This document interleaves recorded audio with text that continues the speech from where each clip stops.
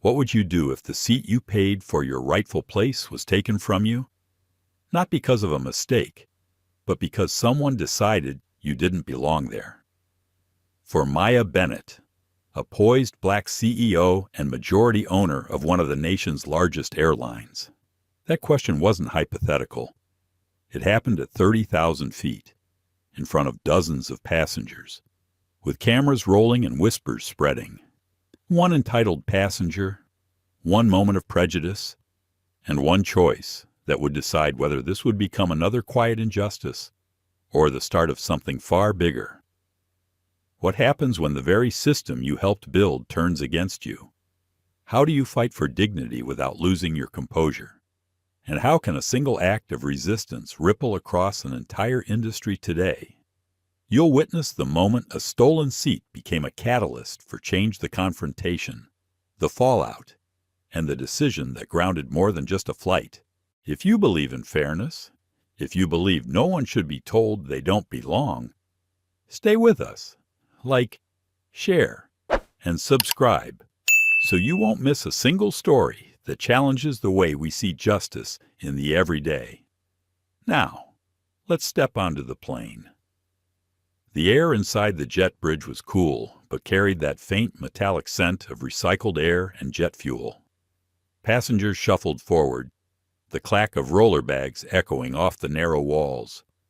Somewhere up ahead, a child was laughing, and a flight attendant's polite voice floated back from the cabin.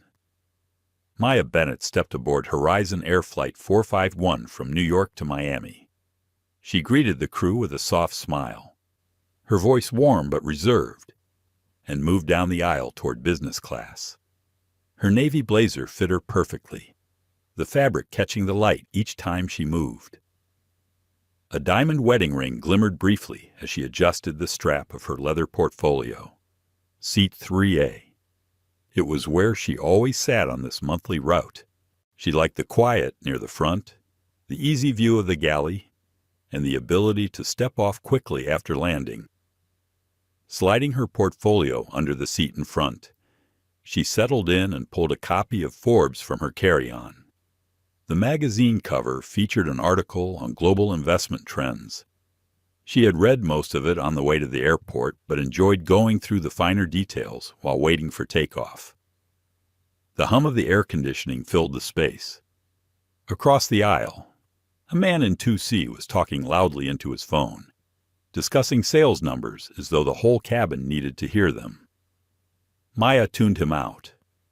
She was thinking about the board meeting waiting for her in Miami, the acquisition talks that could shift her company's trajectory for the next decade. A shadow fell across her magazine. She looked up slowly.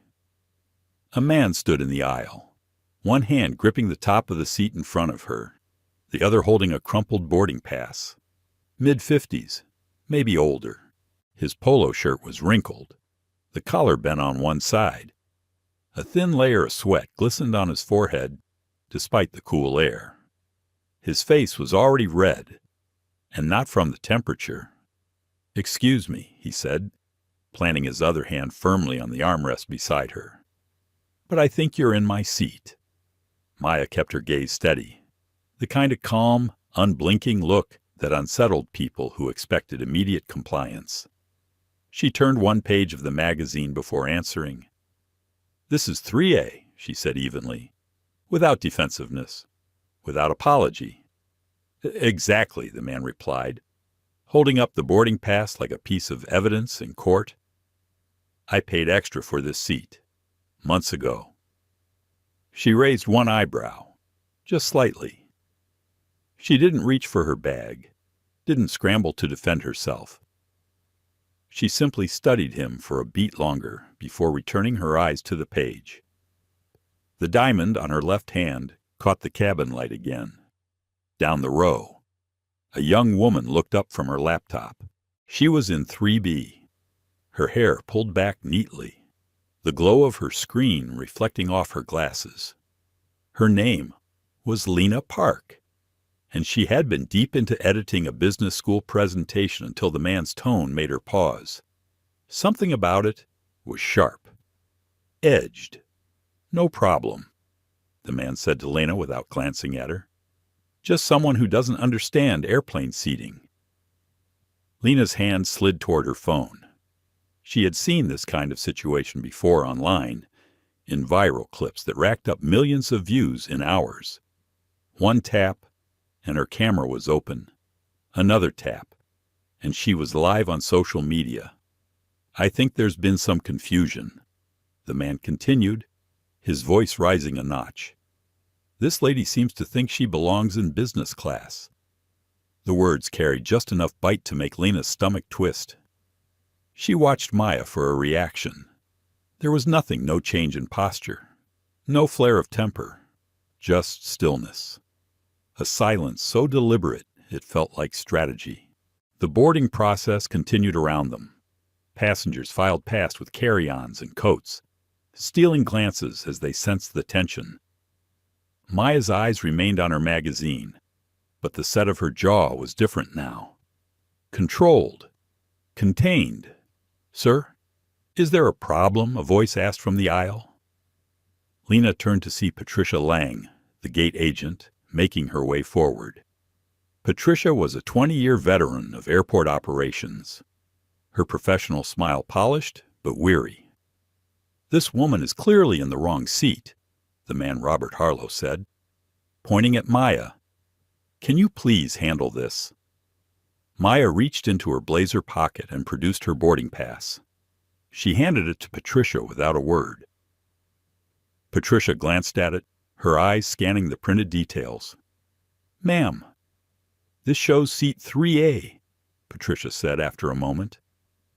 There was a flicker of confusion in her voice, as though the paper in her hand had betrayed her expectation. "That's impossible," Robert snapped. "Let me see that." But Maya had already slipped the boarding pass back into her pocket. Lena's camera caught a glimpse of it, Platinum Elite printed in gold lettering across the top.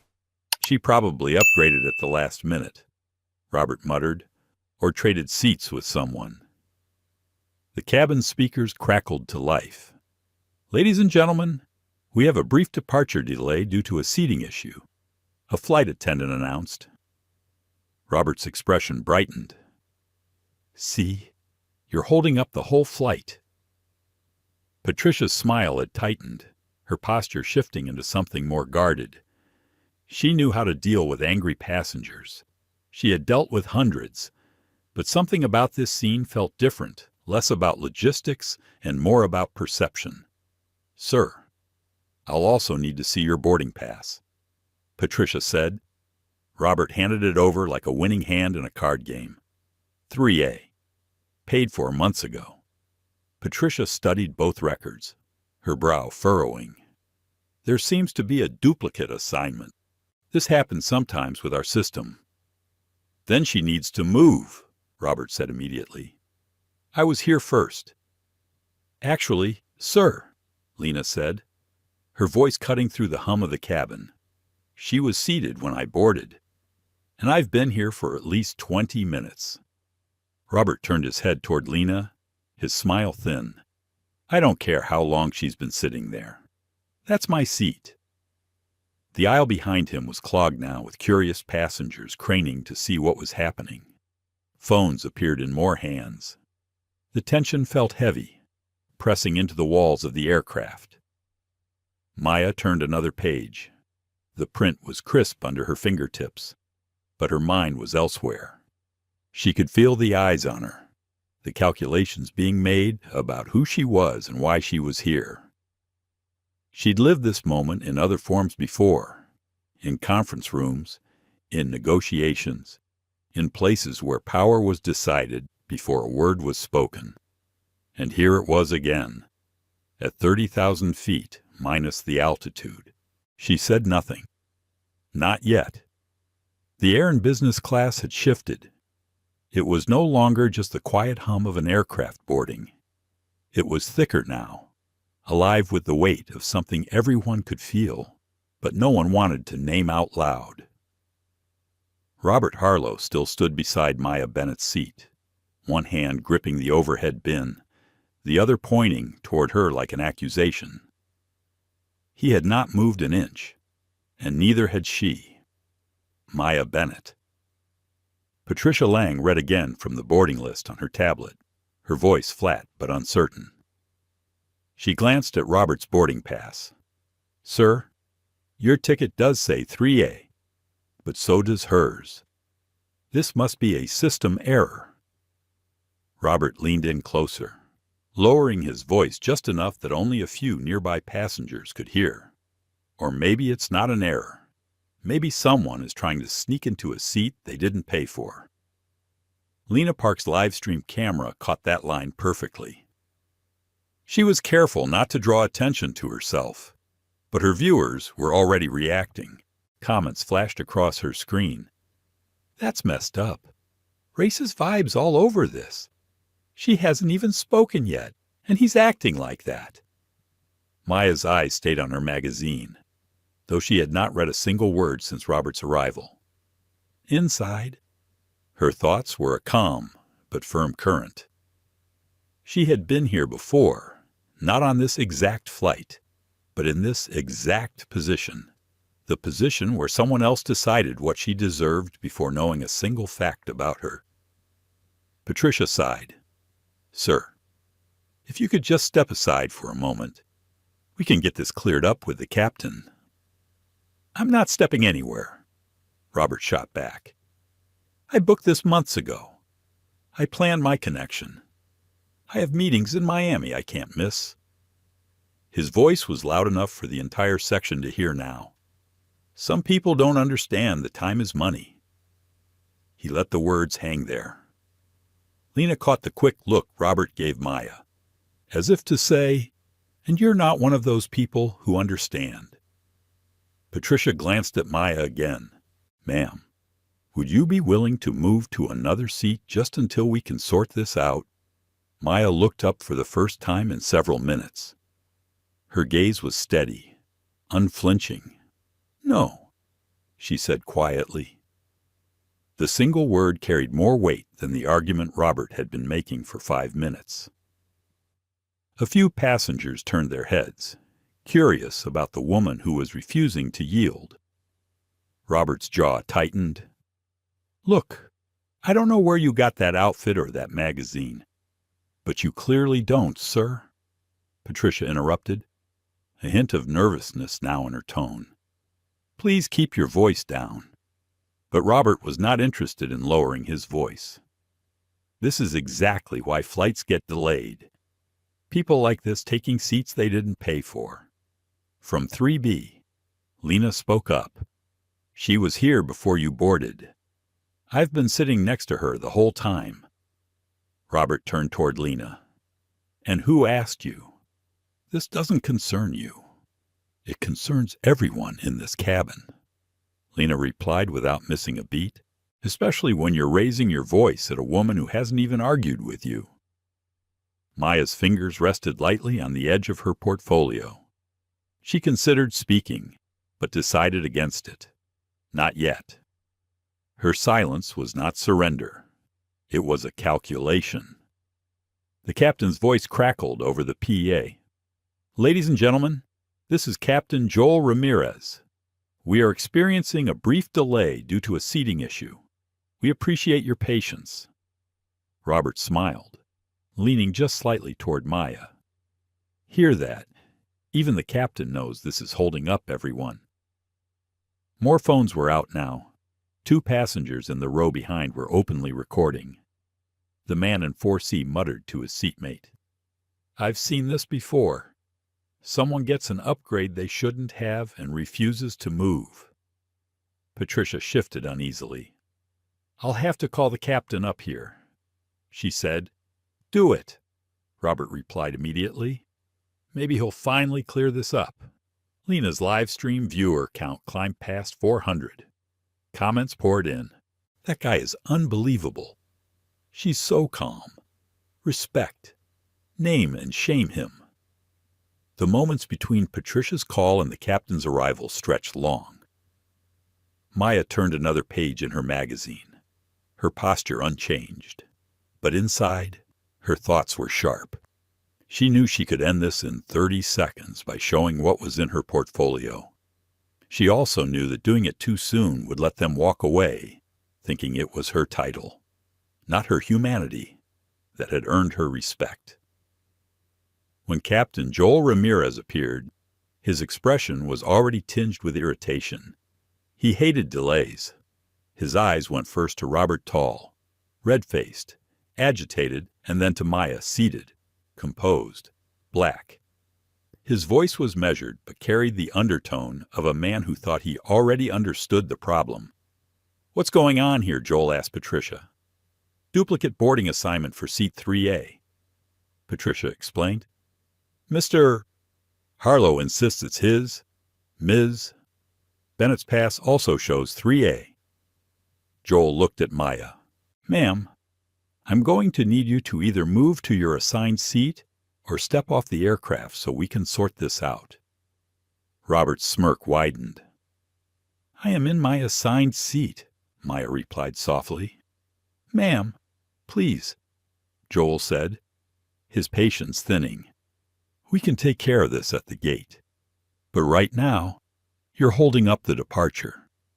Lena spoke up again. "She's been sitting here quietly the whole time. He's the one causing the scene." "This doesn't involve you," Robert snapped. "It does when you're harassing someone," Lena countered. Her camera still trained on the scene. "And about 1,000 people watching this live would agree with me." Joel frowned. "Miss, please stop recording." "No," Lena said simply. "This is public enough already." Maya looked at Robert, then back to Joel. Her voice was calm, her tone almost conversational. "You're asking me to leave my seat, the seat I paid for, because he says it's his." Joel straightened slightly. "I'm asking you to cooperate so we can keep the flight on schedule." Robert jumped in. "She doesn't belong here. This is business class. I've been more than patient." The words were like a spark hitting dry grass. Passengers shifted in their seats. A few gasped quietly. Lena's viewer count leapt to over 800. Comments flew. "There it is." He said it out loud. "This is textbook bias." Maya placed her magazine on the armrest. Her fingers were steady, but inside her pulse had quickened. She had felt this moment building since he first spoke to her. The moment when the mask slipped and the truth spilled out. She didn't speak, not yet, but she was done turning pages in her magazine. The plane was still boarding, but the rhythm had broken. What had been a steady shuffle of passengers and carry-ons became a slow-moving knot in the aisle around row 3. People paused to look. Some tried to pretend they were not looking. The hum of the vents continued like a soft, mechanical breath. Patricia Lang pressed 2 fingers to the earpiece she wore and spoke quietly into it. Her smile had thinned. She glanced between Robert Harlow and Maya Bennett, as if trying to balance a set of scales that did not want to even out. "Sir, please step back so we can let other passengers pass," Patricia said. Robert did not move. He tilted the crumpled boarding pass so that it almost touched Maya's shoulder. "I told you. 3A. My seat." Lena Park shifted in 3B to give the aisle a little more space. Her phone was steady in her hand. The comments flew so fast she could not read them all. Viewers were tagging friends.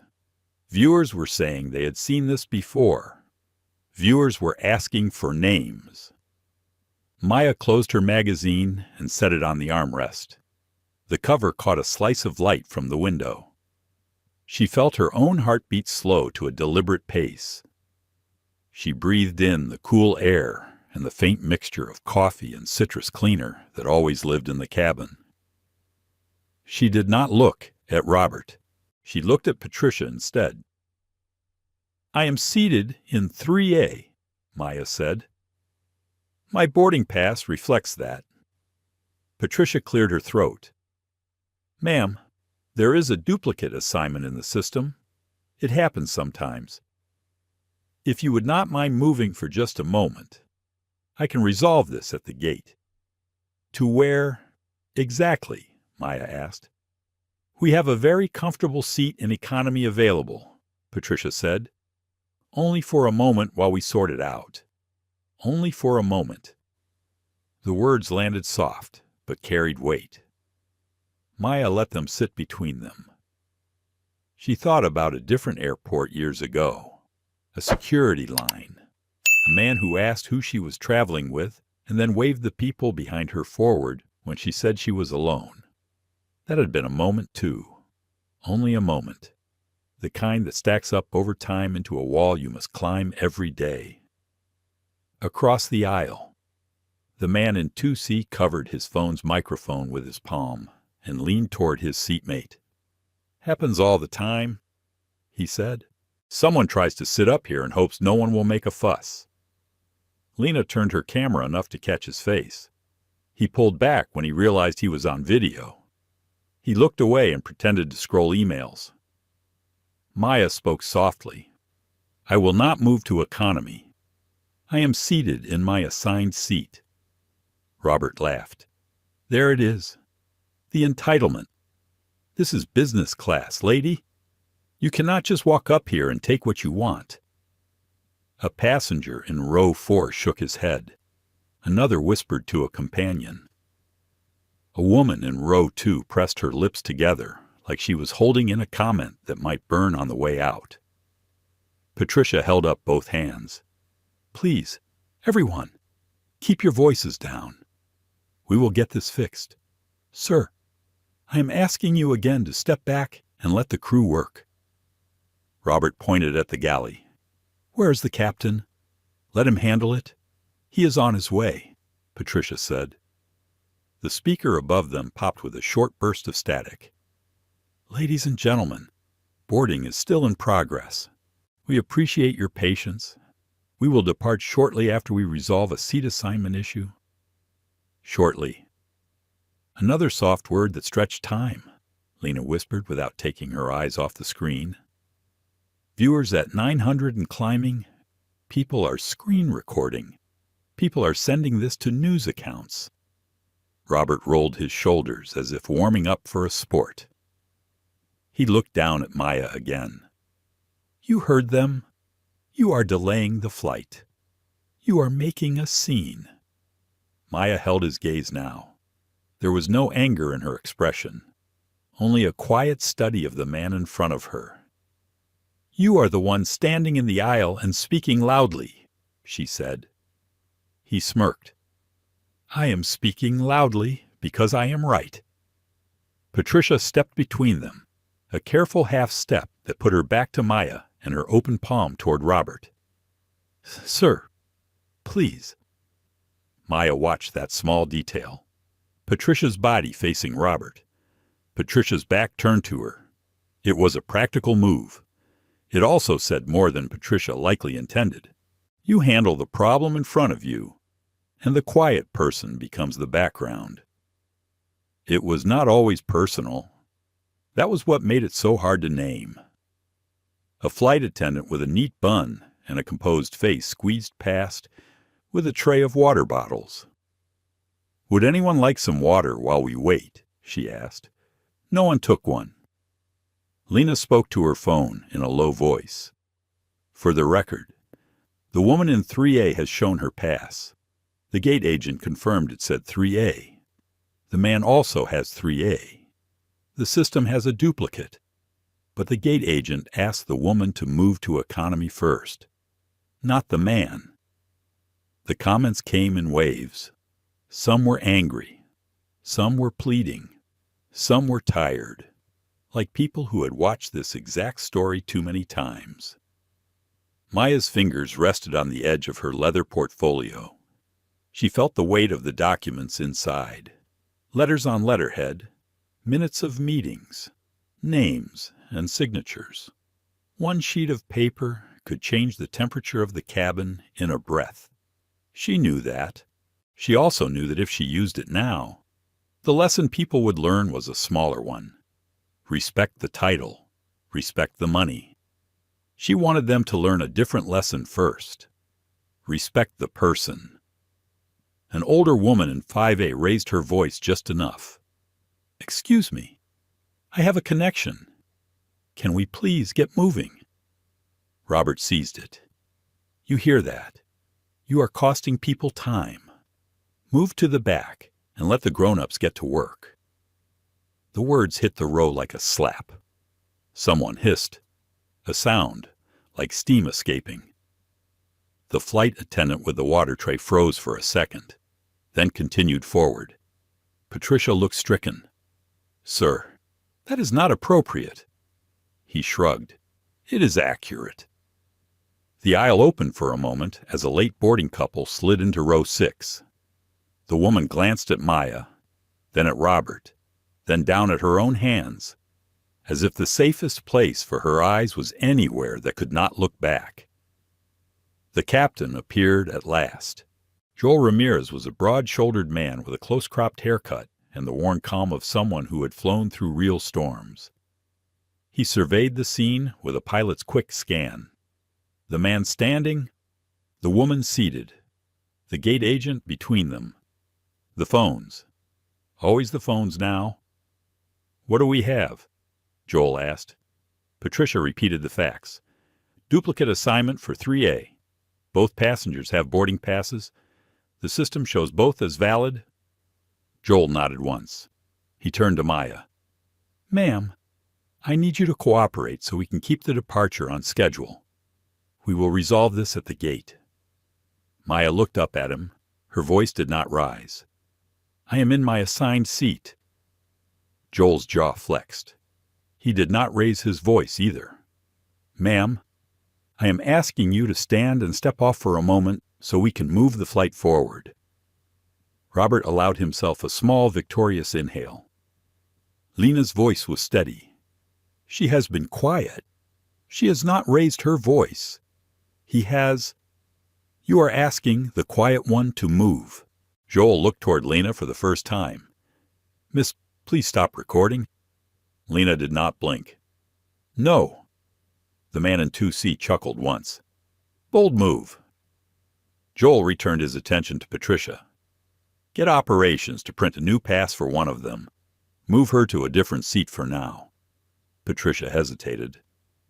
We do not have another business seat. Then move her to the next available seat. Joel said. Maya held the captain's eyes. The next available seat is in economy. Joel did not answer that directly. He indicated the aisle. Please stand. There was a kind of silence that followed, not the ordinary quiet of a plane. A careful silence, the kind that says everyone is listening for the next sentence because they will remember it later. Maya's hand tightened around the armrest for a breath.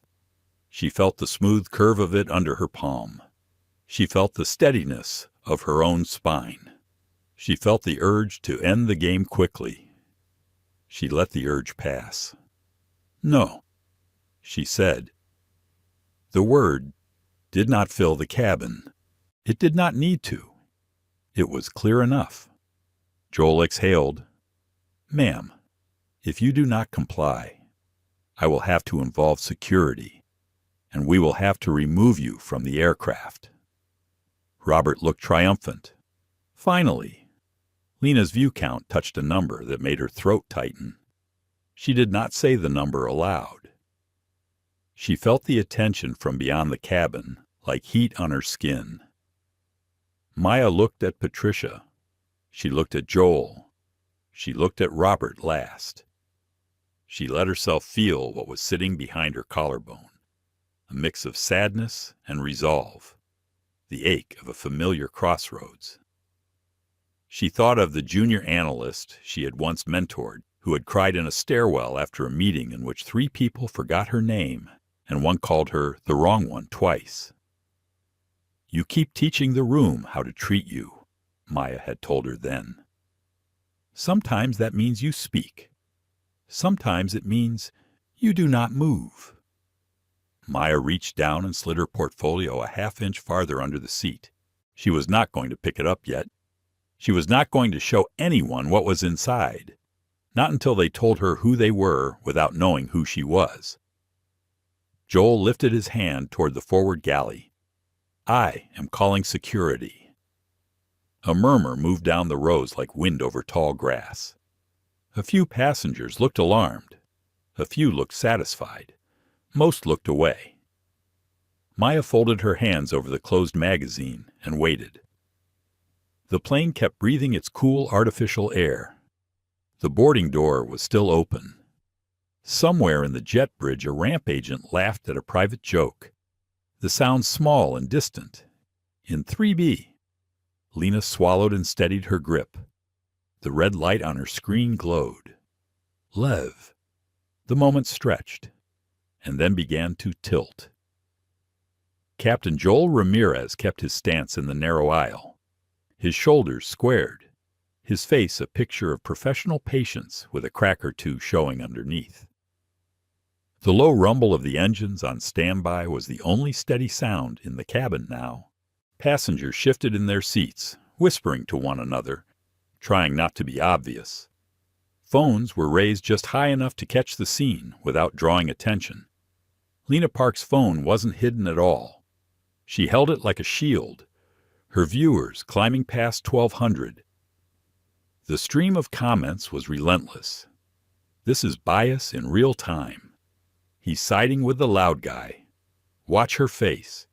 She hasn't even raised her voice once. Maya Bennett sat unmoving, her back straight, her hands folded neatly over her magazine.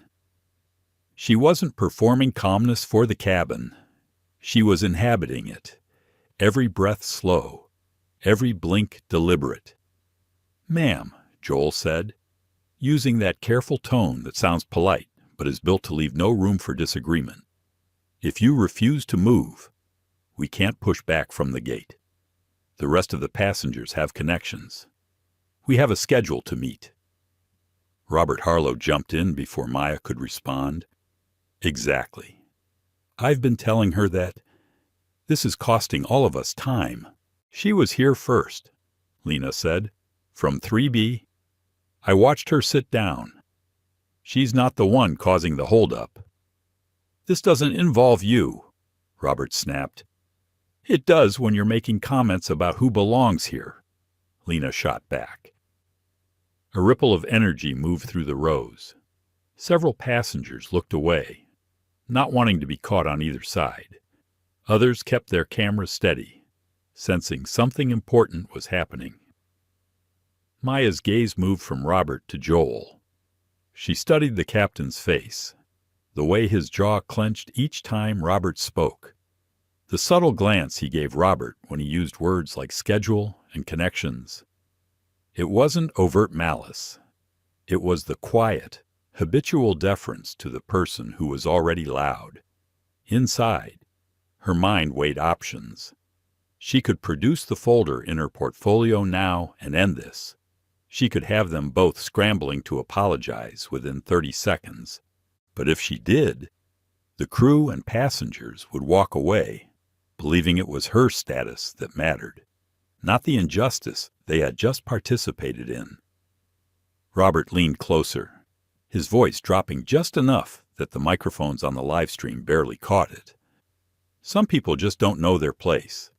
It was quick, a flash of a sentence, but it hit Maya's ears with a familiar weight, a dull echo from boardrooms and dinners and unspoken conversations where she had been tolerated, not welcomed. Lena's camera caught it. Comments exploded. "There it is. Wow. He said it out loud. This is why you record everything." Maya didn't flinch, but she felt the line land like a stone dropped in water. The ripple spread across the cabin. A woman in 2D glanced at Robert sharply. A man in 5C shook his head. Patricia Lang, still standing in the aisle, tried to regain control. "Sir, please. That's not appropriate." Robert threw his hands out slightly. "It's the truth. I paid for this seat. I've been patient. I have an important meeting in Miami. I can't miss it because he cut himself off." But the implication was loud enough to be heard. Maya kept her voice low and even. "You don't know who I am." Robert laughed under his breath. And I don't need to. You're in my seat. Joel stepped in again, clearly eager to move the situation forward. Ms. Bennett, I'm asking one last time. Please step out of the seat so we can sort this out. Maya's eyes held his for a moment longer.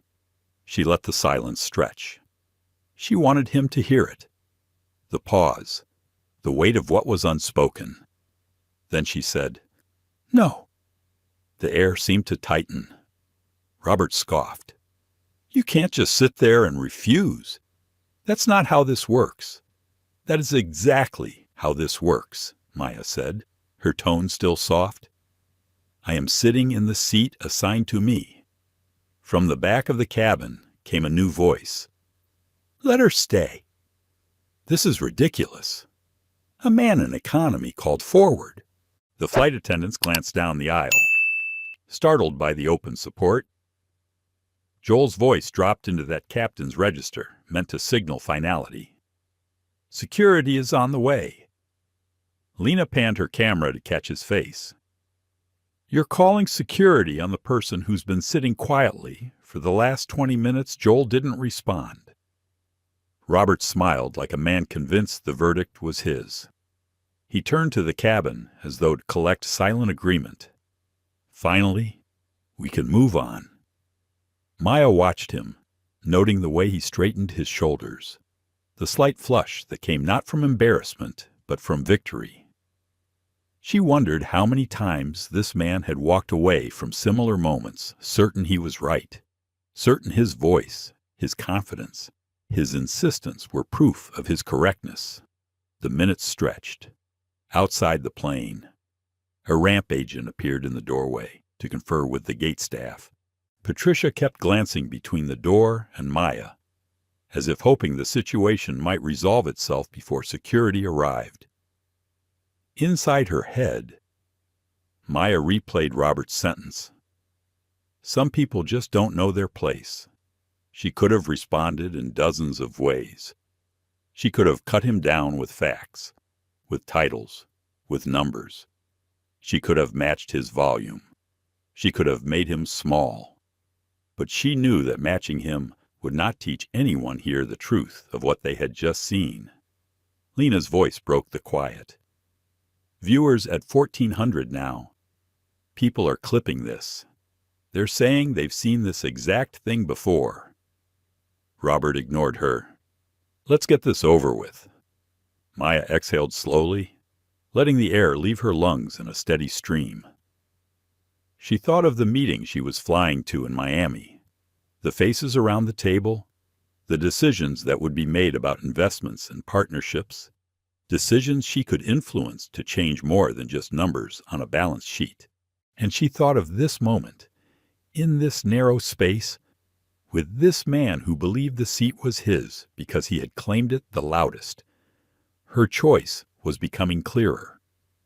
Security would arrive soon, but before they did, she was going to make sure everyone in this cabin saw exactly what they were part of. She reached down and brushed her fingers across the leather of her portfolio, feeling the edge of the folder inside. Not yet, she told herself. One more moment. One more reveal at the right time. Robert shifted his weight, clearly impatient now. Unbelievable. This is why flights get grounded. Maya lifted her chin just slightly. Yes, she said, meeting his eyes. Sometimes they do. The cabin had gone quiet, except for the hiss of the air vents and the soft rustle of people shifting in their seats. The tension was so thick it felt as though the air itself had weight. Captain Joel Ramirez stood over Maya Bennett's seat like a man trying to keep a lid on something he thought might boil over. His voice was low now, meant to sound measured, but every word carried the urgency of a clock ticking down. Ms. Bennett, he said, this is your last chance to cooperate. If you don't step out of the seat now, I will have to call for security to escort you off the aircraft. Robert Harlow was practically vibrating with satisfaction. His lips curved into the kind of smirk people wore when they believed they'd won long before the score was final. "Finally," he muttered, "we can get this resolved and move on." Lena Park, still steady with her phone, angled the camera to capture Robert's expression. Her voice was quiet but firm. "It's already resolved. She's been here the whole time. You just don't like the outcome. This isn't your business," Robert snapped without turning to her. "It is when you're trying to humiliate someone in front of an entire cabin," Lena replied. Patricia Lang shifted awkwardly, her clipboard now hanging at her side. She had been in enough conflicts to know when a situation was no longer about the thing it claimed to be about. This wasn't about a duplicate boarding pass anymore. Robert's voice rose again. "Look, Captain, I have meetings in Miami. Important ones. This seat was mine. I paid for it. I planned my trip around it. And she paid for hers," Lena said, nodding toward Maya. Joel's eyes flicked toward Lena for just a second before settling back on Maya. "Ms. Bennett," he repeated, "you need to gather your belongings." Maya looked down at her magazine, resting neatly on the armrest, then at her leather portfolio beneath the seat. Her hands remained still. Her body relaxed, but her mind was weighing the moment. She had given them every opportunity to see her as a paying passenger, deserving of the same respect as anyone else in this cabin. They had failed that test. Now it was time for another kind of lesson. She inhaled slowly and rose to her feet with measured grace. Robert stepped back just far enough to let her stand, but his smirk didn't fade. He glanced around the cabin as if inviting others to share in his victory. Lena's camera followed Maya's every move. The chat on her stream was flying faster than she could read it. Viewers were guessing what would happen next. Some were urging Maya to fight. Others were saying this was the part where the truth came out. Maya bent down, picked up her portfolio, and unzipped it with a smooth, unhurried motion. Inside was a single black folder, the kind used for official board meetings.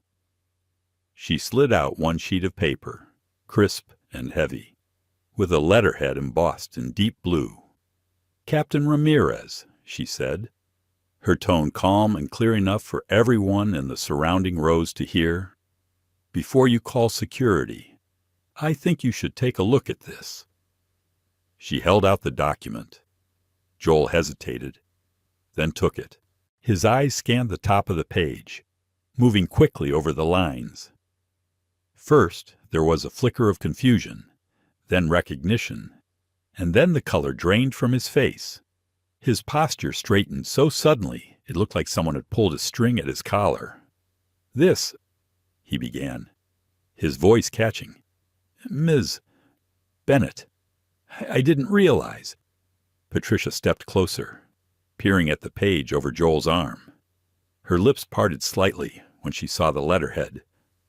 "Oh my God," she breathed, almost to herself. Robert frowned. What is it? What's going on?" Lena zoomed her camera, catching Joel's reaction and the edge of the document without revealing the details. The chat exploded. "He just realized who she is. That's a power move. The captain looks like he's seen a ghost." Maya reached out and took the paper back, sliding it into her folder with the same deliberate calm. "That," she said, settling back into her seat, "is my credential as chairwoman of Bennett Capital Partners." The title hung in the air for a moment, a phrase most of the cabin didn't fully register until she added, "Bennett Capital. Partners own 65% of Atlantic Sky Airlines." Robert's mouth opened and closed, but no words came out. The silence was broken only by a sharp intake of breath from the woman in 2D.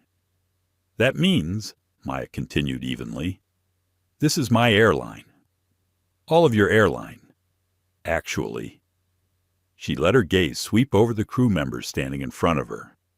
and I've been sitting here, quietly, watching how you handle a paying customer." Patricia's cheeks flushed.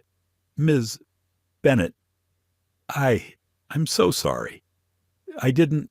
If you had known, you would have treated me differently," Maya said. Not unkindly, but with enough precision that the point landed hard. That's exactly the problem. The captain's eyes darted toward the other passengers, many of whom were still filming. His hands tightened on the clipboard. "Ms. Bennett, I apologize. We all do." Robert finally found his voice, though it cracked when he spoke. "You can't be serious. She's making this up." "Do you think I'm lying?" Maya asked, her voice calm as she looked directly at him. Robert hesitated. "I don't know." Maya reached for her phone, tapped the screen twice, and held it out so he could see the contact list: CEO Atlantic Sky, VP Operations, Chief Financial Officer, all with direct numbers. "Would you like me to call one of them right now?" Robert took a half step back, his confidence evaporating. "No, that's not necessary." "Good," Maya said, placing her phone back on the armrest. "Because what's necessary now is addressing the real issue here." She looked to Joel. "Captain, what would you normally do to an employee who discriminated against your boss?" Joel swallowed hard. "We have a zero-tolerance policy. That kind of behavior would result in disciplinary action." "Good to know," Maya replied. "We'll discuss that in detail when we land. In the meantime, Mr. Harlow." She turned her gaze on Robert, who shifted uncomfortably under it. "You assumed I didn't belong here. You tried to intimidate me. You delayed this flight. You made racist comments in front of witnesses." Robert's face was pale now. "I didn't mean—" "You meant exactly what you said," Maya interrupted, "and actions have consequences. Lena's livestream viewer count shot past 3,000. The chat filled with applause emojis and calls for accountability." Maya leaned back slightly. "Captain, please make a note that Mr. Harlow will be banned from Atlantic Sky Airlines effective immediately." Robert's head snapped toward Joel. "You can't—" "She can," Joel said quietly. "And she just did." Maya reached for her magazine, opened it to where she had left off, and smoothed the page with one hand. "Now, Captain, shall we prepare for departure?" Joel cleared his throat, nodded, and stepped away. Patricia murmured another apology before retreating down the aisle. Robert remained standing for a moment longer before shuffling toward his seat in economy, his eyes fixed on the carpet. The cabin felt different now, the tension replaced by a charged kind of silence. Passengers exchanged glances, some nodding at Maya, others still processing what they had witnessed. Lena ended her stream with a final shot of Maya calmly reading, the caption already forming in her mind: "When you try to steal a seat from the woman who owns the airline." The engine's hum deepened as the crew prepared for pushback. Maya turned the page of her magazine, her expression serene, but in her mind, the real work was only beginning. The plane had not moved from the gate, but the energy inside business class had shifted like a current changing direction. The eyes that had been darting between Maya Bennett and Robert Harlow were now fixed squarely on Maya. Even those who had been pretending not to watch were leaning just slightly into the aisle. Drawn in despite themselves, Maya closed her folder with a soft snap and set it back into her portfolio. She placed the portfolio under the seat, slid her magazine back onto her lap, and crossed one leg over the other. Her composure was effortless, but the message was unmistakable. "Let me be clear," Maya said, her voice carrying easily without needing to be raised. "I am not in this seat because I own the airline. I am in this seat because I paid for it, like any other passenger. But today, I've been reminded that for some people, my presence here is still up for debate. Her words were measured, not hurried, but they landed with precision. A few passengers exchanged glances. Others stared down at their hands. Uncomfortable. Robert, still standing awkwardly in the aisle near row 6, tried to rally his footing. "Look, I didn't know." "That's exactly the point," Maya interrupted. "You didn't know, and you decided I didn't belong here. You used your voice, your presence, to try to push me out of this seat, and the crew was ready to follow your lead without asking the right questions." Patricia Lang's face flushed again. She started to speak, but Maya held up a hand. "I'm not here for apologies. I'm here for solutions." Lena Park angled her phone so it caught both Maya and Robert in the frame. Her live stream chat exploded. "This is history. She's so calm but cutting him to pieces. This is how you do it." Maya turned toward Captain Joel Ramirez, who had remained a step back but was still close enough to be part of the scene. "Captain, you were prepared to remove me from this flight without proof I was in the wrong. You deferred to the loudest voice rather than the facts in front of you. That is a problem, and not just for me." Joel's jaw flexed. "You're right," he admitted, though the words were quiet. "I should have handled it differently." "You should have," Maya agreed. "And if I hadn't revealed who I am, I suspect the outcome would have been very different." There was a murmur in the cabin at that, a subtle shifting as people acknowledged the truth they'd just heard. Robert muttered something under his breath, but Lena's camera picked it up clearly. "She's making this about race now." Maya's gaze flicked toward him. "It's about race because you made it about race the moment you decided I didn't belong. And it's about power because you assumed yours outweighed mine without knowing a thing about me." Lena lowered her phone slightly, taking in the moment with her own eyes rather than through the screen. She had seen confrontations before, but never one where the person on the receiving end held their ground with this kind of deliberate stillness. Maya stood, her posture commanding the attention of the entire cabin. "This is not the first time I've witnessed or experienced this kind of treatment on Atlantic sky flights, and I assure you, it will be the last time it goes unchecked." Robert's shoulders sagged. "I said I didn't know exactly," Maya cut in again. "You didn't know, but you acted anyway. That's what bias looks like. It's not always shouting or slurs. Sometimes it's the quiet assumption that you're in the right and someone else is not, based solely on how they look."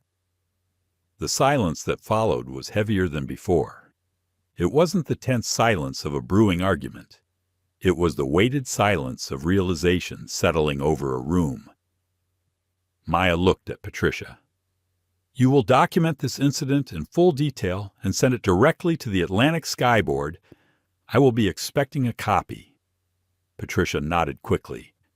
"Yes, Ms. Bennett." "And Captain Ramirez," Maya continued, "we will be meeting in Miami with your senior management team to discuss immediate policy changes. That meeting will happen within the next 24 hours. "Yes, ma'am," Joel said. Lena's phone vibrated in her hand as the viewer count ticked past 4,000. The chat was wild now. People from across the country tagging news outlets, calling for headlines, demanding change. Maya returned to her seat, smoothing the crease in her blazer before picking up her magazine again. "Now," she said, her voice light, but with a trace of steel beneath. "Let's get this flight in the air. We've already lost enough time." Joel gave a short nod to Patricia, who turned and walked briskly toward the front of the plane to coordinate departure. Robert remained in the aisle a moment longer. as if considering whether to say something else. But the weight of the eyes on him was too much. He turned and walked toward the back, escorted by a flight attendant. The engine's hum deepened as the aircraft prepared to push back. The boarding door closed with a solid thud, sealing the cabin from the terminal. Lena glanced at Maya. "You didn't have to say all that." "But I'm glad you did." Maya looked at her with a faint smile. Silence has its uses, but sometimes the right words at the right time can do more than any title or document. The plane began to roll slowly backward from the gate. Outside the window, the ground crew moved with efficient precision, guiding the aircraft onto the taxiway. Inside, business class had settled into an uneasy quiet. Maya let her eyes drop back to her magazine, but she wasn't reading. She was thinking about how easily this could have gone another way, about the thousands of passengers without her resources or platform who had been pushed aside in moments just like this. She thought of them as the engines roared to life, carrying the plane toward the runway. This, she decided, was only the beginning. The aircraft leveled into the climb, the seatbelt sign still lit. But the atmosphere in business class was nothing like the usual polite quiet of an early flight. Every passenger in the first few rows had seen what just happened at the gate and during boarding. Phones were still in hands, some covertly recording, others typing furiously as if the world outside needed to know before the plane even reached cruising altitude. Maya Bennett sat in 3A with her magazine open, but her eyes forward. She wasn't reading. She was listening to the sound of movement in the galley ahead, hushed voices between crew members, the metallic clink of service trays, and a tone in those whispers that told her they were still rattled. She waited until the initial flurry of the climb subsided and the engine settled into a steady drone. Then she unbuckled her belt and stood. Not abruptly, but with the slow certainty of someone who knew every eye in the room would follow her. Lena Park in 3B lowered her phone just enough to give Maya a questioning look. Maya glanced at her briefly and then stepped into the aisle. The movement drew the attention of the flight attendant stationed near the galley. "Ms. Bennett, can I get you something?" the attendant asked quickly, almost as if eager to make up for the earlier insult. Maya shook her head. "I need to speak with Captain Ramirez and the senior cabin crew. Now." The attendant nodded and slipped into the galley. Moments later, Patricia Lang and Captain Ramirez emerged, their expressions composed but taut. Behind them was Tanya Morales, the flight supervisor, who had joined mid-boarding when things were already tense but had hung back, observing. "Let's step into the galley," Maya said. The narrow space smelled faintly of brewed coffee and lemon sanitizer. It was cramped for 4 people, but that worked in her favor. There was no escaping eye contact here. Maya set her magazine down on the counter and folded her hands over it. "We're going to address this now, not later in Miami. What happened before takeoff is unacceptable, not just because it happened to me, but because it could happen to anyone who looks like me. And I can tell you, it already has. Many times." Patricia's shoulders dipped. "Ms. Bennett, I don't apologize," Maya cut in. "I told you before, I'm here for solutions. That means real consequences and immediate changes." Captain Ramirez straightened slightly. "What do you want us to do? Here and now?" "First," Maya said, "Mr. Harlow will not be flying on Atlantic sky again. Ever. Make the notation in the passenger conduct file and inform security to add him to the no-fly list. I will sign off on it myself when we land." The captain's brows lifted slightly. "We can do that." "Good. Second," Maya continued, "this incident will be documented in full detail, every decision made. every word spoken and sent directly to the board without being filtered through mid-level management. I want those reports on my desk within 48 hours. Tanya nodded quickly. I can make sure that happens. Third, Maya said, letting her gaze settle on Patricia. You and every gate agent, flight attendant, and captain in this company will complete advanced unconscious bias training within the next 90 days. No exceptions. I'll be speaking to corporate HR about the implementation, and I expect full cooperation from flight crews. Patricia swallowed and nodded. Yes, Ms. Bennett. And fourth, Maya added, this conversation we're having now, it's going to be public.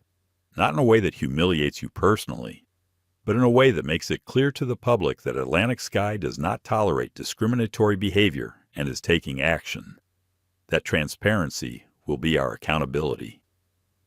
Joel exhaled slowly. Understood. Maya's tone softened slightly, but her gaze didn't waver. You all have a choice. You can treat this as a one-time embarrassment and hope it fades from memory.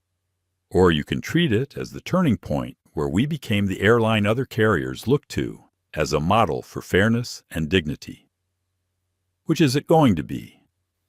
Tanya answered first. The turning point. Patricia followed, her voice quieter. The turning point.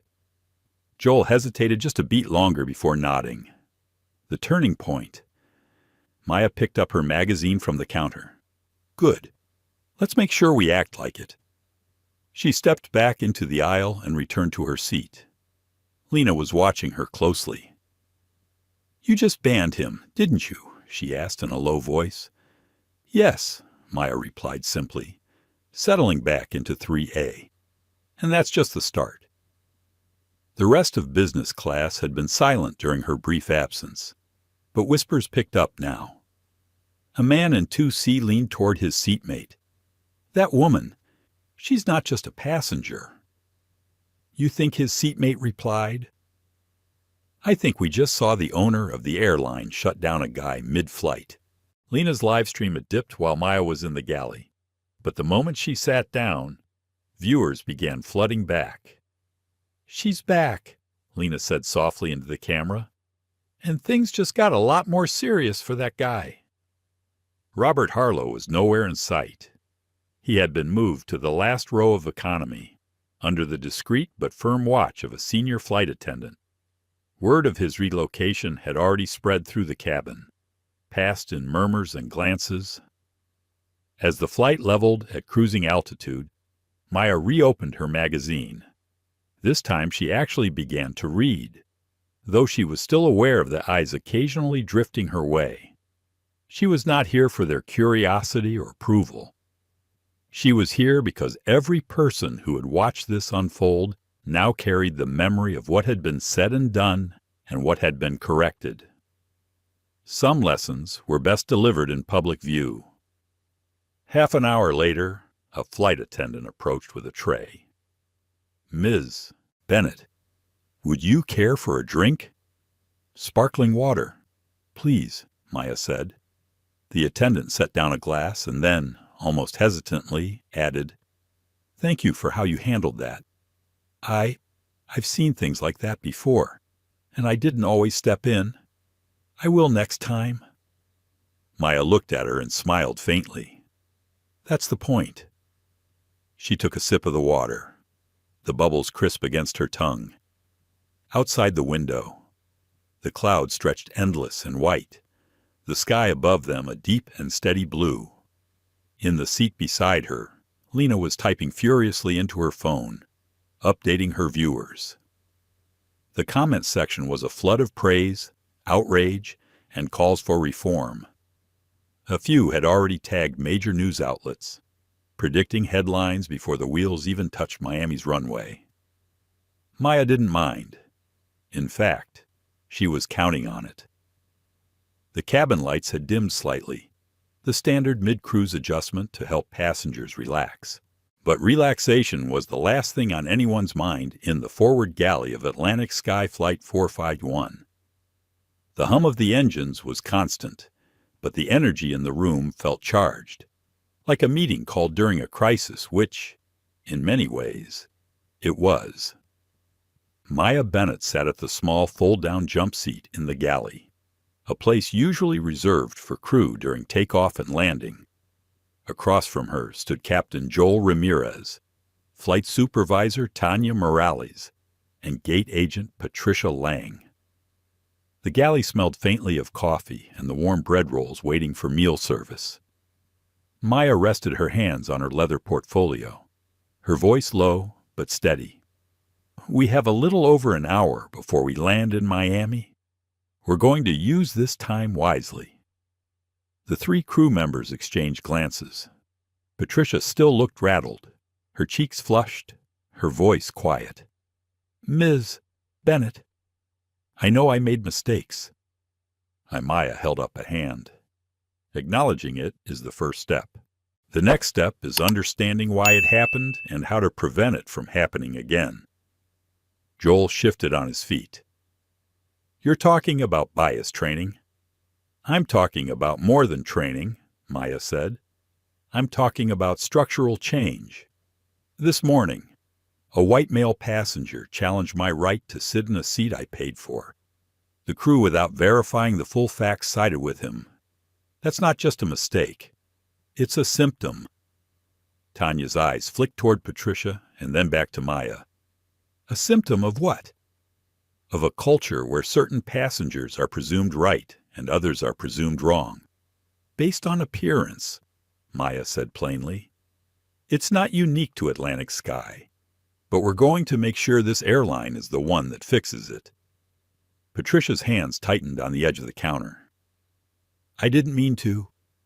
"Intent doesn't erase impact," Maya said, her tone calm but unyielding. "Impact is what matters to the person experiencing it. If you treat a paying customer as though they don't belong, you've already caused harm regardless of your intention." Joel cleared his throat. "What do you propose?" Maya opened her portfolio and removed a thin stack of papers, each clipped neatly in a folder. "First, a direct reporting channel for discrimination complaints that bypasses middle management and goes straight to the executive board. No more filtering, no more 'we'll handle it internally and hope it goes away.'" Tanya nodded slowly. "That could work." "Second," Maya continued, "mandatory unconscious bias and conflict de-escalation training for all customer-facing employees. Not the 2-hour online module you click through and forget. I mean interactive, scenario-based training with measurable results." Patricia glanced at Joel. "That's going to be a lot of hours to coordinate." "Then we coordinate them," Maya said simply. "Third, every incident like this will be logged and reviewed quarterly by an independent auditor, with findings made public. Transparency is the only way to maintain accountability." Joel raised an eyebrow. "Public. As in, customers will see the numbers." "Yes," Maya said. "If our numbers are bad, the public will know, and we'll fix them until they're good. If our numbers are good, the public will see we're leading the industry. Either way, we win by being honest." Tanya leaned forward slightly. "What about consequences for passengers like Mr. Harlow?" "They should be immediate and consistent," Maya replied. "A permanent ban for harassment or discrimination against crew or passengers. And that ban should be shared with the no-fly list that other airlines can access." Patricia hesitated. "That's going to make waves." "Good," Maya said. "Sometimes you need waves to change the tide." For a moment, the only sound was the faint beep from the galley's coffee machine. Joel broke the silence. "You've clearly been thinking about this for a while." Maya looked directly at him. "This isn't the first time I've tested our airline. I've flown unannounced before. I've sat in economy. I've sat in first class. I've watched how passengers are treated. This is the 4th time in less than a year I've seen bias influence how a situation is handled." The difference today is that you all know who I am." Patricia's eyes widened. "You mean you've been testing the system?" Maya finished for her. "And the system has failed too many times." Tanya leaned back against the counter, letting out a slow breath. "I can't argue with that." Maya gathered the papers back into her portfolio. "When we land, I expect a written incident report from each of you. Be honest, include every detail, even the uncomfortable ones. Those are the ones we learn from." Joel nodded. "You'll have it." Maya stood, smoothing her blazer. "Good. Now let's get back out there. The passengers need to see that this crew can finish this flight with professionalism." As she stepped back into the cabin, a few passengers glanced up. Some nodded at her, a silent acknowledgement of what they'd witnessed. She returned to 3A, sat down, and buckled her seatbelt. Lena Park looked at her, curiosity in her eyes. "So, was that the part where you set the new rules?" "Not yet," Maya said, a small smile at the corner of her mouth. "That was the part where I made sure they understood the rules were about to change." Lena grinned and turned her phone back toward her own face. "Update for everyone watching. She's not done yet. Not even close." The comments section exploded. Viewers speculated about what would happen when the plane landed. Some predicted a press conference. Others thought there would be immediate corporate action. A few simply wrote, "I wish I had that kind of composure." Maya closed her eyes for a moment, letting the hum of the engines fill her ears. She thought about the faces of the other passengers, some supportive, some embarrassed, some defensive. She thought about the crew in the galley, caught between policies they'd been taught and the reality of what had just unfolded. And she thought about all the times she had chosen silence before, knowing it was the smarter move in that moment, but feeling the weight of it long after. This time, she wasn't going to leave it at silence. This time, the change would be written into the company's DNA. Outside, the plane sliced through the bright blue sky. Inside, the owner of Atlantic Sky was drafting a new future, one conversation at a time. Maya had just leaned back in her seat, eyes closed for the first time since boarding, when her phone began to vibrate in her blazer pocket. She hesitated. Cell service at this altitude was unpredictable, but the caller ID made her sit up immediately. It read, "Commissioner's office." She slid the phone out and glanced around. Lena was watching her with quiet curiosity, but didn't say a word. Maya turned slightly toward the window and answered in a low voice. "This is Bennett." A crisp male voice came through, slightly muffled by the static of the in-flight connection. "Ms. Bennett, this is Commissioner Daniels. I understand you're currently on Flight 451. "That's correct," she said, her tone neutral. "What's the nature of the call?"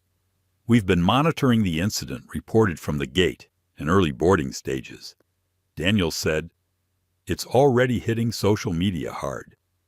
We have media inquiries coming in asking if the Department of Transportation will be investigating Atlantic Sky."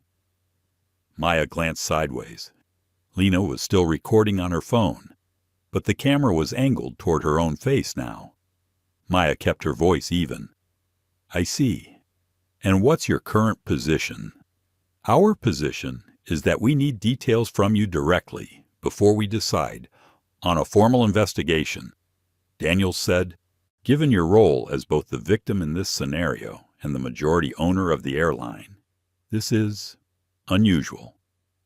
"That's one word for it," Maya replied. Daniels paused. "We also know that you've been quietly conducting unannounced flights for the past year to test bias in your operations. I have to ask, was this today's purpose?" Maya's lips pressed into a thin line. "Not intentionally, but it's proving useful." There was a moment of static. Then Daniel's voice came back clearer. "If you're willing, We'd like to fold today's events into our broader study on bias in air travel. That means interviews with you, the crew, and the passenger in question. It would also mean releasing portions of your internal findings. Maya looked down at her portfolio resting against her thigh. I'll consider it. But I want to be very clear, my priority is fixing my airline. If cooperating with you helps that, then we can talk. We'll arrange to have a representative meet you at the gate in Miami, Daniel said. And Ms. Bennett, off the record, we've been waiting for someone in your position to make this stand publicly. Maya gave a faint, humorless smile. Then I hope you're ready for the noise that comes with it. The line went dead. She slipped her phone back into her pocket. Lena's eyes were on her immediately. That was big, Lena said quietly. Bigger than you think, Maya replied. She picked up her glass of water, took a sip, and let her mind work through the next steps. A public confrontation was one thing. A government-backed inquiry was another. Together, they could be the pressure needed to make lasting change, but only if she kept control of the narrative. Half an hour later, Tanya Morales approached. Ms. Bennett, we've got meal service ready for business class. Would you like yours now? Yes, thank you, Maya said. As Tanya set the tray down, she leaned closer. When we land, I'll need to be the first off the plane. No delays, no distractions. Can you make that happen? Tanya nodded. Absolutely. Maya cut into the small portion of grilled salmon on her plate, but barely tasted it. Her mind was on Miami International Airport, picturing the inevitable crowd reporters, passengers with phones raised, possibly even protesters if the news cycle moved fast enough. She had been in high-pressure situations before, but this one was different. This wasn't a boardroom. This wasn't about profit margins. This was about dignity, hers, and everyone else's who had been silenced or brushed aside. A voice from a few rows back broke her thoughts. I just don't see why she had to make it such a big deal. It was a man's voice, familiar. Robert Harlow. Maya didn't turn around, but she could hear him speaking to someone seated beside him. I mean, she got her seat, didn't she? And now the whole plane's wrapped around her finger. Lena raised an eyebrow at Maya, clearly having heard it too. You want me to say something? No, Maya said, her voice calm. Let him talk.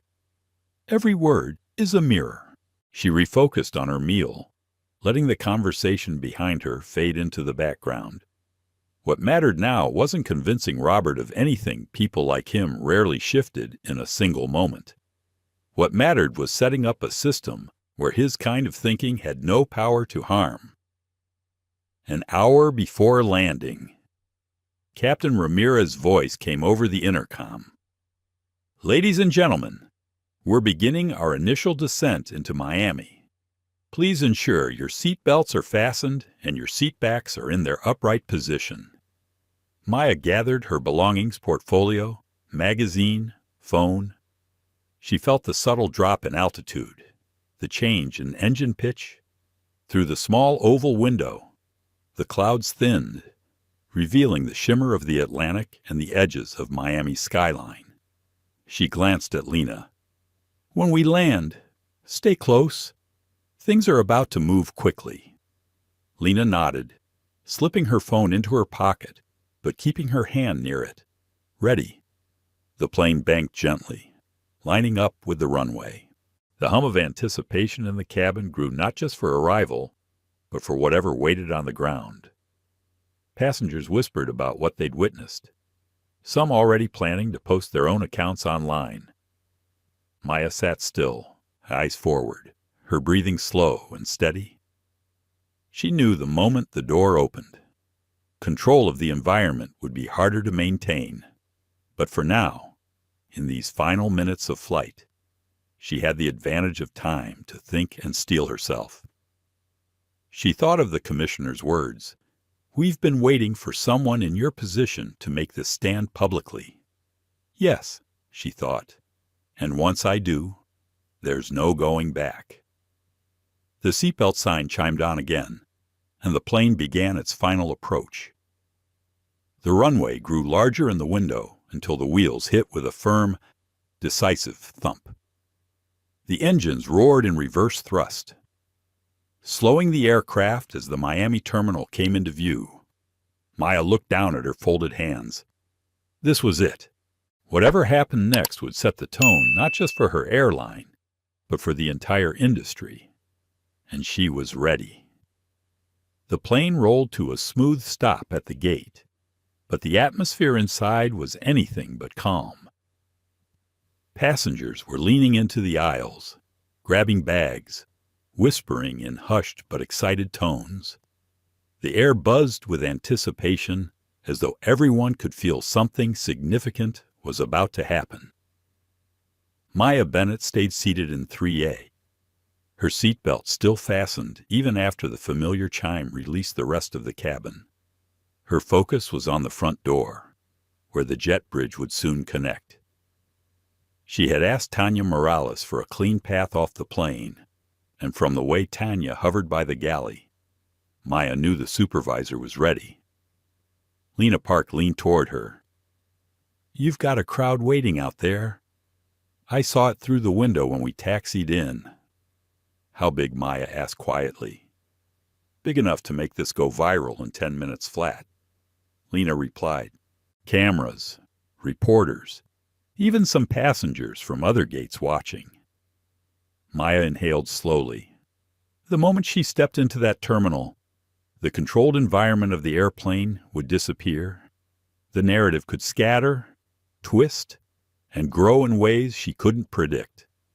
But she had been preparing for this kind of chaos her entire career. A crackle came from the PA system. Captain Ramirez's voice filled the cabin. "Ladies and gentlemen, we ask that you remain seated momentarily to allow for a priority disembarkation. Thank you for your cooperation." The murmur of voices rose in curiosity. Maya could feel the shift passengers wondering who was so important they had to be let off first. Those who didn't already know were about to find out. The door opened with a metallic thunk.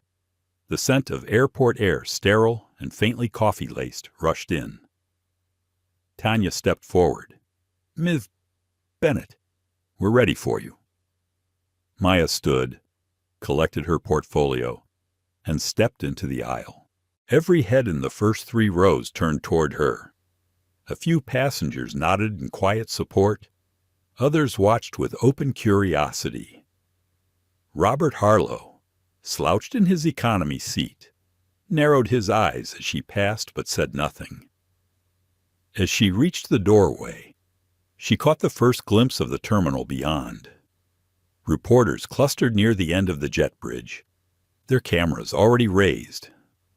A few security officers stood between them and the aircraft door.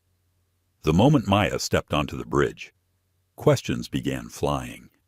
"Ms. Bennett, can you confirm you were asked to give up your seat for a white male passenger? Are you filing a discrimination complaint against your own airline?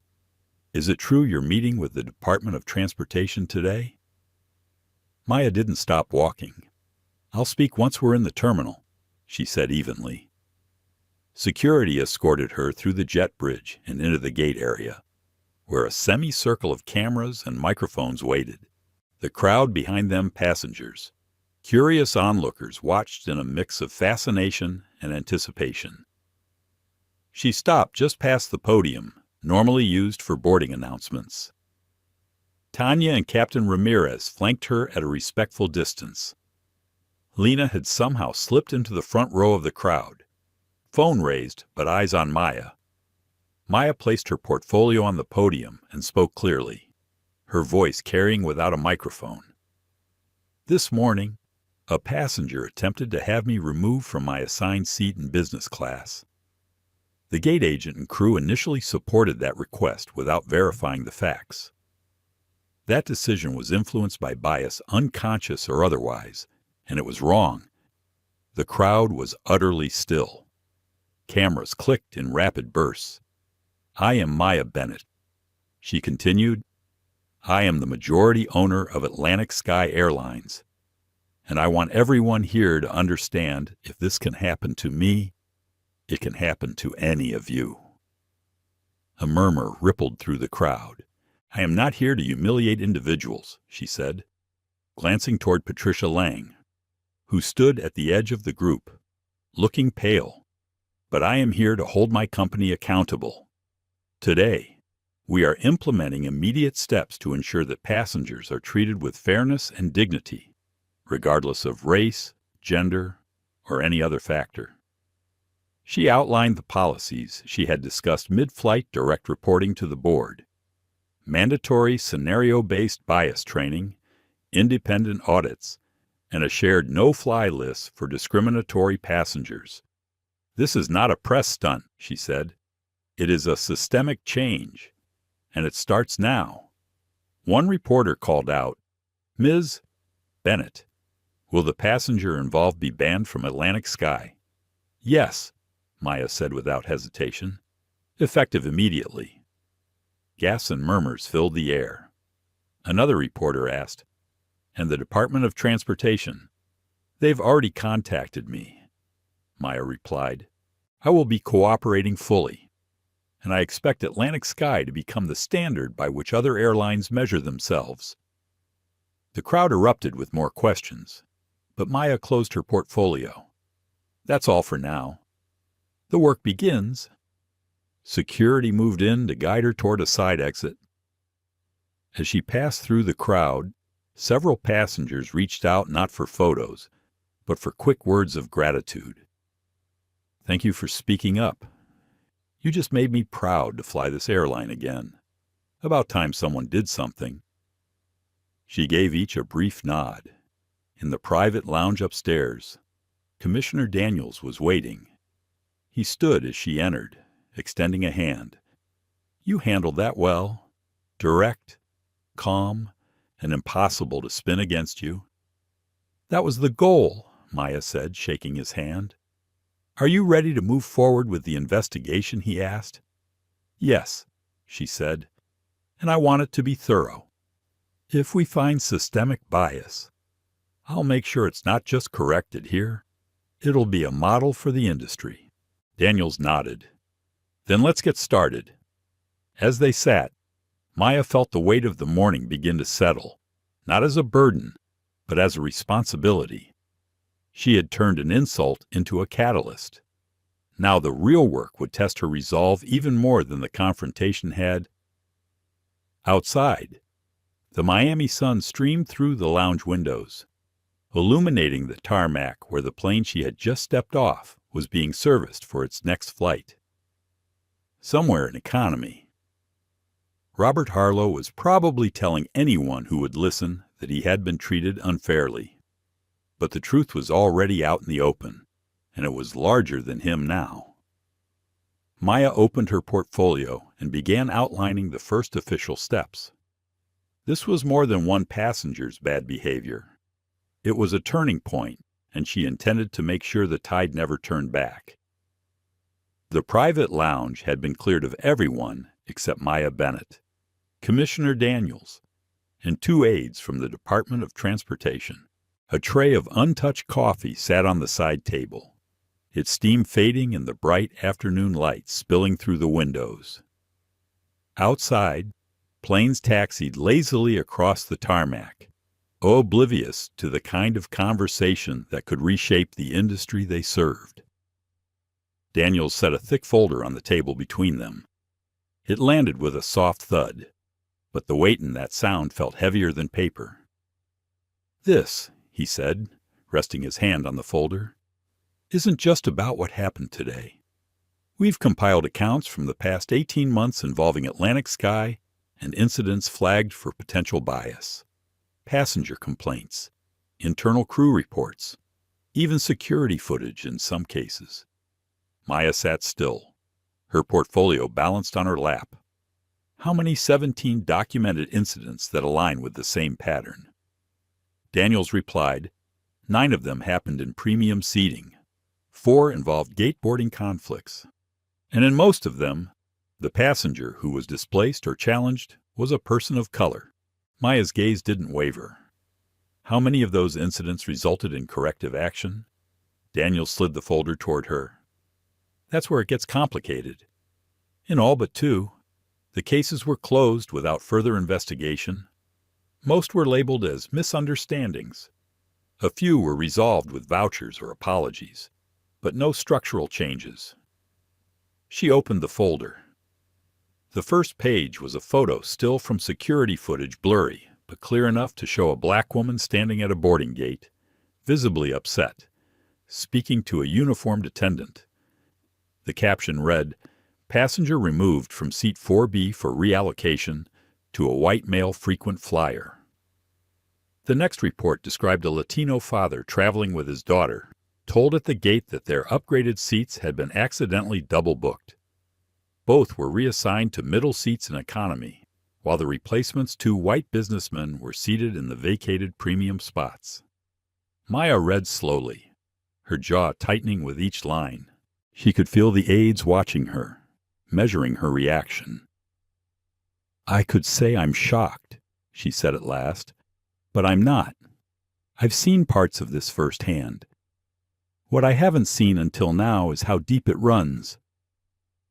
Daniels leaned forward. "That's why your role here is so unusual. Most executives find out about these things from the outside. You experienced it from the inside. That gives you credibility if you choose to use it." "I will," she said, flipping to the next file. It was a report she hadn't known about 3 months ago. A black teenager in business class was told by a flight attendant that he must have boarded in the wrong section. The report ended with, "Passenger relocated to original seat after ID verification. Crew advised to be more careful in the future." Her hand stilled on the page. "Advised to be more careful," she said, almost to herself. "That's the equivalent of telling them to whisper next time." Daniel's expression hardened. "Exactly. And now we get to the most pressing question. What do you want to do about this?" "Maya." She closed the folder and sat back. "We fix it. Not quietly, not internally, and not in a way that can be undone when leadership changes. This becomes part of Atlantic Sky's operational DNA.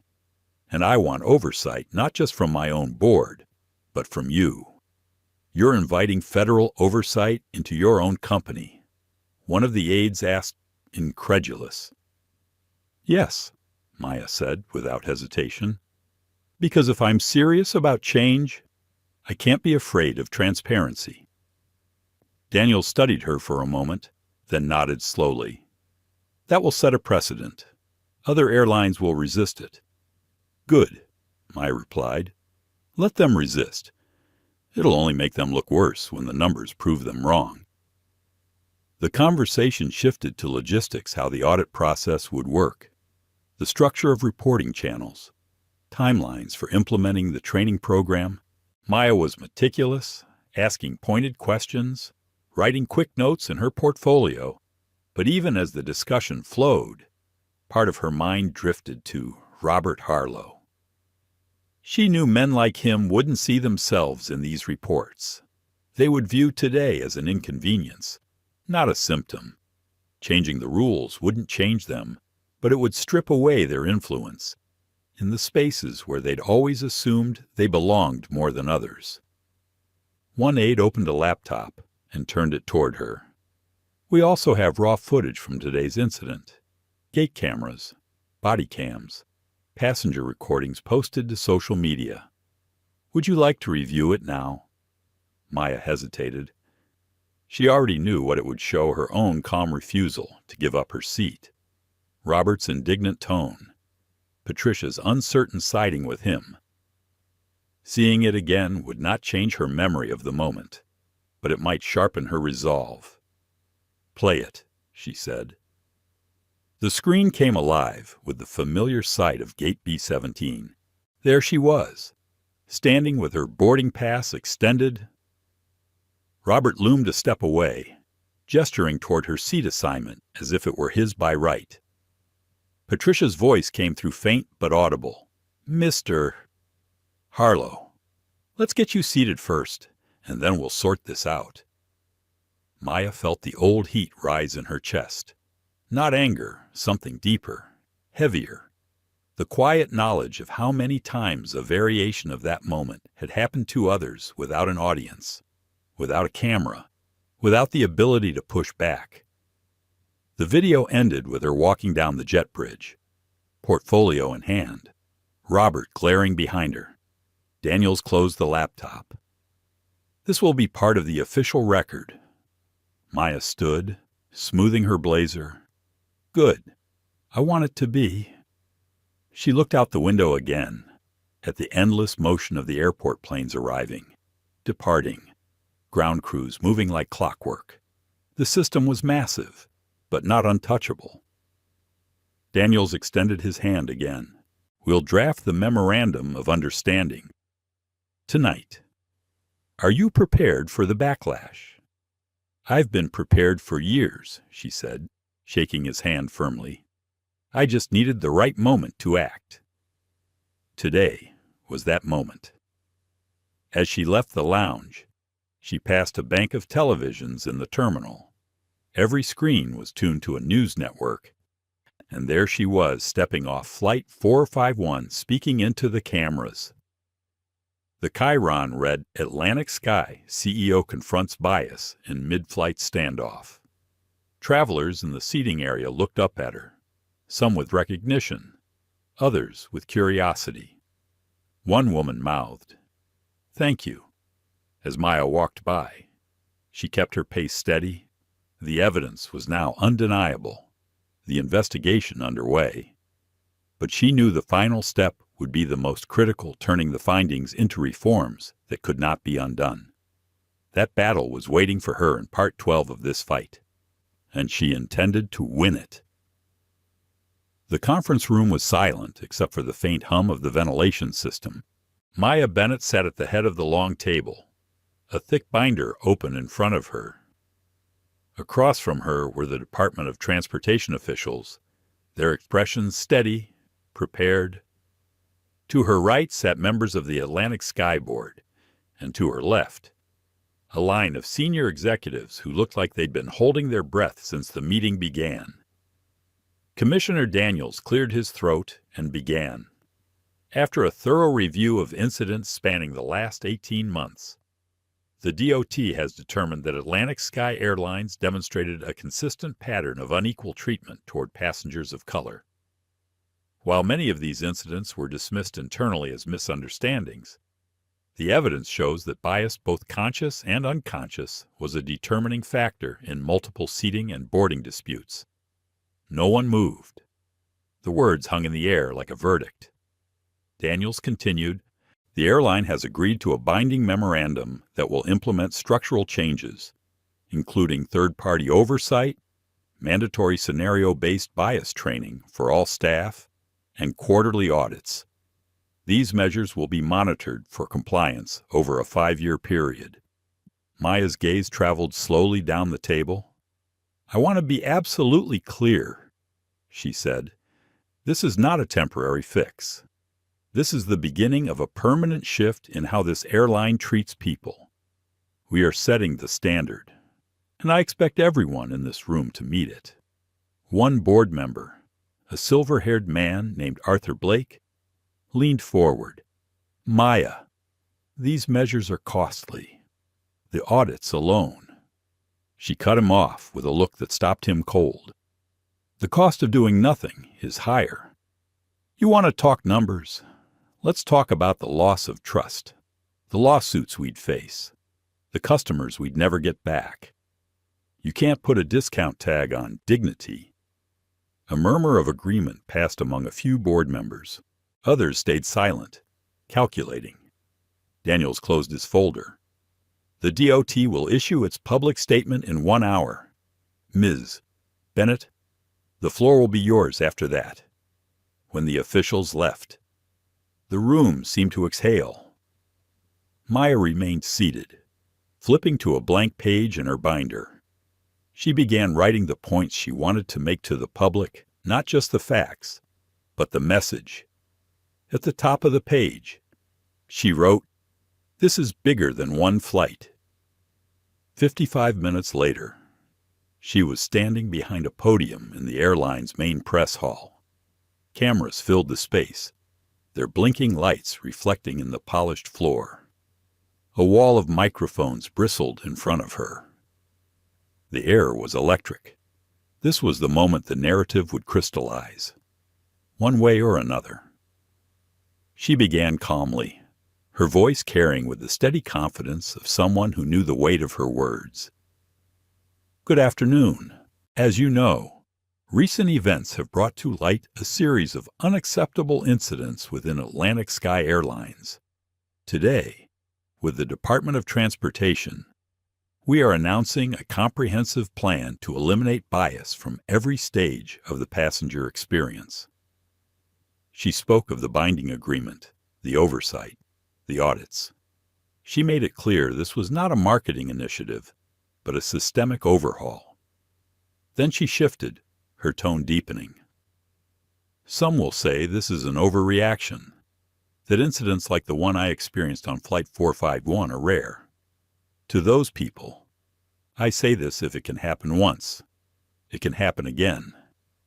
And if it can happen again, then it's not rare, it's a pattern." She paused, letting the silence stretch. "When I was asked to give up my seat, it wasn't just about a chair on an airplane. It was about the quiet message that some people are seen as belonging more than others. That message ends here, not only for Atlantic Sky, but if I have anything to say about it, for the entire airline industry." A reporter raised his hand. "Ms. Bennett, do you believe this will change how other airlines operate?" "Yes," she said without hesitation. "Change doesn't start when everyone agrees it's necessary. It starts when one person refuses to accept the old way. If we can lead the way, others will have no choice but to follow or be left behind." Another reporter asked, "What about the passenger involved in your incident? Has he responded?" "I'm not concerned with his response," Maya said evenly. "I'm concerned with the system that allowed his request to be honored in the first place. That's where my energy belongs." When the questions ended, she stepped away from the podium to a low rumble of conversations and the rapid-fire clicks of cameras.